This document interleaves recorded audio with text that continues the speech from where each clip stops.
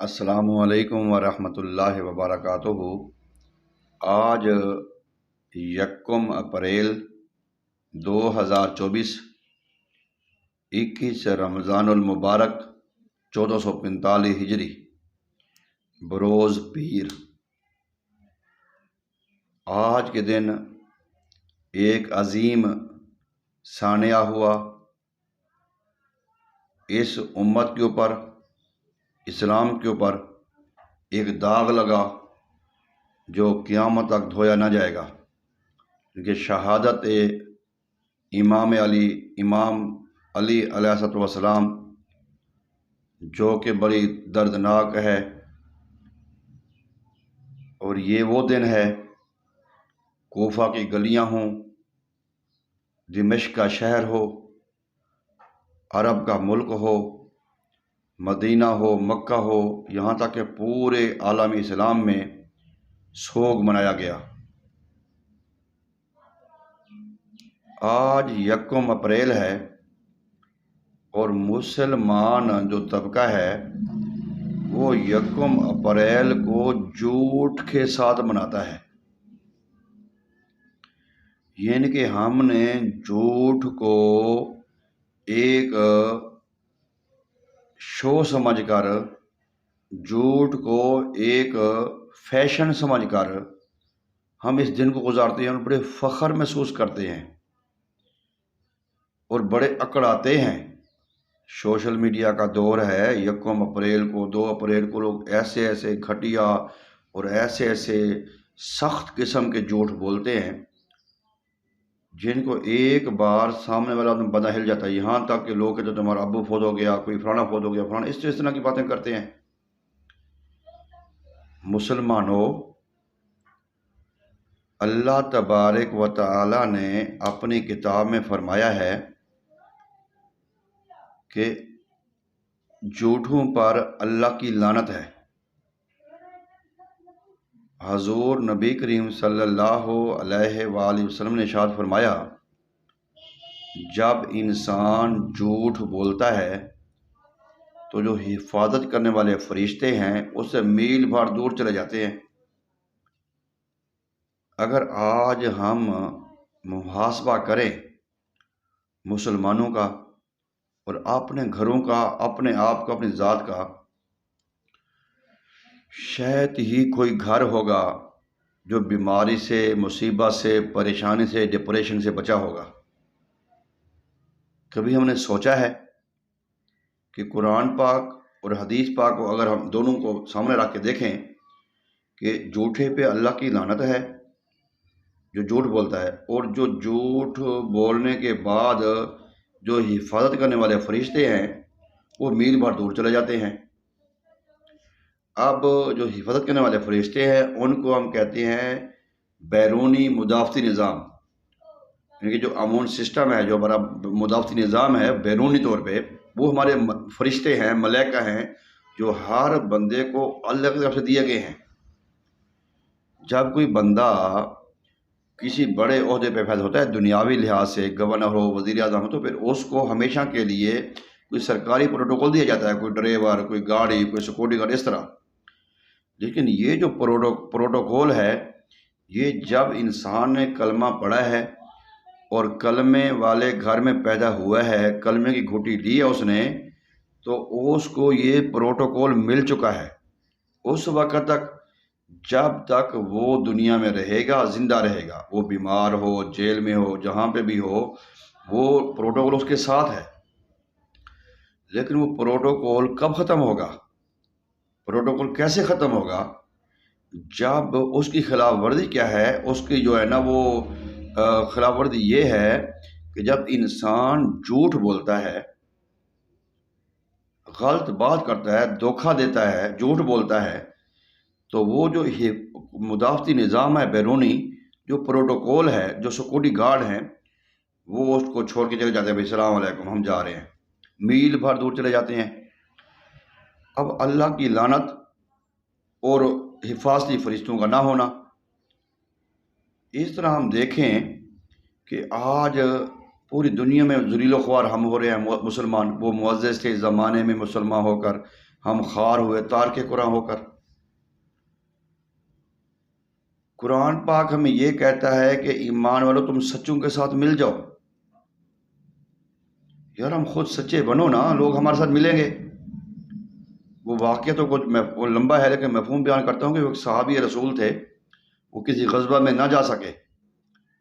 جب نبی کریم صلی اللہ علیہ وسلم واپس تشریف لے آئے تو وہ جو مشرکین تھے، جو منافق، وہ تو اپنی اپنی سوائیاں پیش کر رہے تھے کہ ہمیں یہ مجبوری تھی، ہمارا یہ مجبوری تھا، لیکن وہ جو صحابی تھے، جو سچے تھے، انہوں نے سیدھی سادھی بات کی۔ جیسے قرآن پاک بھی قرآن پاک میں ارشاد ہے کہ یا ایھا الذین آمنوا اتقوا اللہ وقولوا قولا سدیدا، اے ایمان والو اللہ سے ڈرو اور سیدھی سادھی بات کرو، سچی بات کرو۔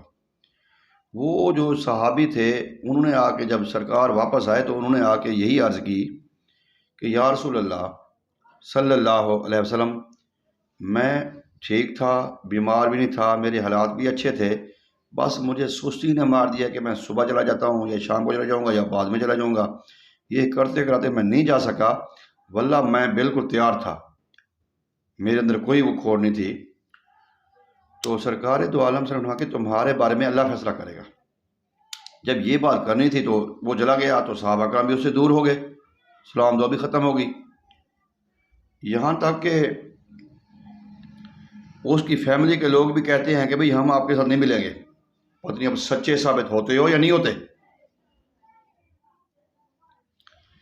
اب جب تک فیصلہ اس کائنات کی بہت بڑی جو عدالت ہے، عرش عظیم پہ جو عدالت ہے، جب تک اس پہ وہ فیصلہ نہ ہوا، یا ایھا الذین آمنوا اتقوا اللہ وکونوا مع الصادقین، یہ ان کے بارے میں وہ آیت آئی تھی کہ اللہ نے جب تک وہ فیصلہ نہیں کیا اس وقت تک ان کے ساتھ بائیکاٹ ہو گیا لوگوں کا، یہاں تک کہ وہ بیوی بچے بھی اس سے دور چلے گئے۔ تو 50 دن کے بعد جب قرآن پاک کی آیت جبریل امین لے کے آئے کہ محبوب، اللہ تعالیٰ فرماتے ہیں کہ اے تم ایمان والو اس سے دور نہ رہو، اس کو کنارہ کشی نہ کرو، اس سے مل جاؤ، سلام دعا شروع کرو، آنا جانا شروع کرو۔ وہ اپنے گھر کی چھت پر فجر کی نماز کے بعد وہاں پہ گڑگڑا رہے تھے، رو رہے تھے، تو ان کو جا کے وہاں پہ خوشخبری ملی۔ امام بن حنبل رحمۃ اللہ علیہ نے ایک سچ بولا، اور بادشاہ کے دربار میں ان کا کیا حال ہوا یہ تاریخ گواہ ہے، سوشل میڈیا کا دور ہے۔ وہ کہتے ہیں کہ بادشاہ کا ٹاؤٹ تھا، اس نے امام بن حنبل سے کہا کہ امام تم ایک بار کہہ دو کہ جو مخلوق ہے، یہ قرآن پاک ہے، یہ اللہ، یہ مخلوق کا کلام ہے، اللہ کا کلام نہیں ہے، اور یہ جو بادشاہ یہ صحیح کہتا ہے، تم میری بات مانو، میں تمہیں بادشاہ کے غضب سے بچا لوں گا۔ جو بھی معاملہ تھا اللہ تعالیٰ کمی بیشی معاف فرمائے، قرآن پاک کا یہ بھائی مخلوق ہے، یہ انسانوں نے بنایا ہے۔ تو بادشاہ کے ٹاؤٹ نے کہا امام بن حنبل رحمۃ اللہ علیہ کہ بھائی آپ ایک بار کہہ دو کہ یہ واقعی بادشاہ سچا ہے تو میں آپ کو بادشاہ کے غضب سے بچا لوں گا۔ امام بن حنبل نے اس ٹاؤٹ سے کہا کہ تم ایک بار کہہ دو کہ امام بن حنبل صحیح کہتا ہے، اللہ صحیح کہتا ہے، میں تمہیں دوزخ سے عذاب سے بچا دوں گا۔ تو تاریخ گواہ ہے کہ آپ کو 12 کوڑے روزانہ لگتے تھے جیل میں۔ جب آپ کی شہادت ہوئی، آپ اللہ کو پیارے ہو گئے، جب آپ کا جنازہ جا رہا تھا تو جگہ جگہ لوگ روکتے تھے ان کی زیارت کے لیے، جو 40,000 کرسچن، عیسائی، غیر مسلم ان کا جنازہ دیکھ کے مسلمان ہوئے تھے۔ سچے کا چہرہ ہے، سچے کا چہرہ نظر آ جاتا ہے۔ ہم 1 اپریل مناتے ہیں، 1 اپریل مناتے ہیں جھوٹ کے ساتھ اور بڑے فخر کرتے ہیں۔ اچھا پھر ہمیں اس پہ گھبراتے بھی نہیں ہیں، شرماتے بھی نہیں ہیں کہ بھئی ہم جھوٹ بول رہے ہیں، بلکہ ہمارے پیر و مرشد فرماتے ہیں، حضرت ابو انیس قدس سر العزیز فرماتے ہیں کہ گناہ فطرت انسانی ہے۔ گناہ، یہ جو جھوٹ ہے یہ گناہ ہے، گناہ فطرت انسانی ہے۔ گناہ کے بعد پشیمانی، پریشان ہونا یا شرمانا، گناہ کے بعد پشیمانی شرافت کی نشانی ہے، گناہ کے بعد توبہ بزرگی کی نشانی ہے، اور گناہ کے بعد غرور، تکبر کرنا، بھئی میں نے یہ اس کو پریشان کر دیا، یہ بے حیائی کی نشانی ہے۔ تو آج ہم بے حیا بھی بن گئے، آج ہم لعنتی بھی بن گئے، جھوٹے بھی بن گئے، وہ فرشتے بھی ہمارے پاس موجود نہیں ہیں جو حفاظت کرنے والے فرشتے ہیں۔ تو کدھر ہم جا رہے ہیں؟ ہمارے پاس اکثر مریض آتے ہیں کہتے ہیں جی حکیم صاحب پرہیز بتائیں، تو میں واللہ آپ کو صحیح کہتا ہوں کہ میں کہتا ہوں پرہیز وہی ہے جو اللہ اور اللہ کے رسول نے بتا دیا ہے، بس جھوٹ، چغلی، غیبت، حسد، اس طرح کا ہم نہ کریں۔ خیر میں خود بھی بچتا ہوں، ہم بھی اس سے بری نہیں ہیں، ہم اس سے باہر نہیں ہیں، ہم بھی اسی میں شامل ہیں۔ اللہ تعالی ہم سب کو محفوظ فرمائے۔ بس ماحول ایسا بن چکا ہے، جھوٹ کا ماحول ایسا بن چکا ہے، ہم اس میں جو چیز بناتے ہیں، جو چیز میں لکھتے ہیں، اب یہ اس میں ہم ڈالتے نہیں ہیں۔ یہ کہ مقصد کہنے کا یہ کہ ہم اپنے رزق کو بھی حرام کر رہے ہیں جھوٹ بول بول کے۔ ہم کہتے کچھ ہیں، دکھاتے کچھ ہیں، کرتے کچھ ہیں۔ ایک جھوٹ کی وجہ سے ہمارا رزق حرام ہوا، ایک جھوٹ کی وجہ سے وہ حفاظت کرنے والے بیرونی سیکورٹی سسٹم جو ہے، جو ایک اللہ کی طرف سے پروٹوکول دیا گیا ہے، وہ پروٹوکول بھی ختم ہو گیا۔ جو سیکورٹی گارڈ ہمارے تھے ہماری حفاظت کے لیے، وہ بھی گئے، ان کا پروٹوکول گیا، بیرونی مدافعتی نظام بھی گیا، اللہ کی لعنتیں بھی برسی اور تکلیفیں بھی آئیں۔ یعنی کہ رزق حرام ہوا، مدافعتی نظام، بیرونی سیکورٹی سسٹم ختم ہو گیا، بندہ تنہا اکیلا رہ گیا۔ اب اس کو کوئی چیز بیماری سے، مصیبت سے اور اس طرح سے نہیں بچا سکتی۔ یکم اپریل مناؤ، سچ کے ساتھ مناؤ، ہر دن مناؤ، سچ کے ساتھ مناؤ۔ آج ہم عہد کریں، میں بھی کوشش کرتا ہوں، عہد کرتا ہوں کہ اللہ تعالی مجھے بھی محفوظ فرمائے، آپ کو بھی محفوظ فرمائے۔ یکم اپریل کو سچ بولیں، سچ کا دامن نہ چھوڑیں، سچے کے ساتھ، اللہ نے کہا کہ سچے کے ساتھ ملو، جھوٹے کے ساتھ دور رہنے کا حکم ہے۔ فرشتے بھی دور، بندے بھی دور، بیوی بچے بھی دور، بیماریاں، تکلیفیں، مصیبتیں، آج جتنی بھی بیماریاں ہمارے اوپر آئی ہوئی ہیں، یہ صرف جھوٹ بولنے کی وجہ سے ہیں۔ اب اللہ کی جو لعنت برستی ہے یا فرشتوں کی جو لعنت برستی ہے ہمارے اوپر، وہ کیسے محسوس ہوگا؟ اور رپورٹ میں تو آنی نہیں ہے، وہ جو سی مرضی لیبارٹری میں چلے جاؤ، بھائی ٹیسٹ کو، بھائی میں بیمار ہوں، پریشان ہوں، تو میں ٹھیک نہیں ہو رہا، تو وہ کہے گا بھائی تمہاری رپورٹ تو ساری ٹھیک ہے، کہے گا میں تو بیمار ہوں۔ او بھائی جان، تمہارے وہ جو ملائکہ تھے، جو حفاظت کرنے والے فرشتے تھے، وہ تو چلے گئے دور، تمہارے اوپر برس رہی ہے لعنتیں، تو تم کہاں سے ٹھیک ہو گئے؟ اب لعنتیں اور جھوٹ اور فراڈ کی یہ جو رپورٹ ہے، یہ تو لیبارٹری میں ٹیسٹ نہیں ہوتا۔ رمضان آتا ہے، 40 والی چیز 200 کی ہو جاتی ہے، 100 والی چیز 400 کی ہو جاتی ہے، کوئی پوچھنے والا نہیں ہے کیا بھی ہم کما رہے ہیں، ہم داڑیاں رکھ کے نیک بن جاتے ہیں۔ ہم کوشش کرتے ہیں اللہ تعالیٰ ہمیں ہدایت دے کہ ہم رمضان میں جو ہمارے پاس جو سہولتیں ہیں یا جو ہمارے اختیار میں ہے، ہم ان کی قیمتیں کم کر دیتے ہیں تاکہ حضور کی امت فائدہ اٹھائے، جو بھی لوگ فائدہ اٹھائیں، کیونکہ ہمارا شعبہ بھی اس طرح کا ہے، طب کا اور خدمت خلق کا۔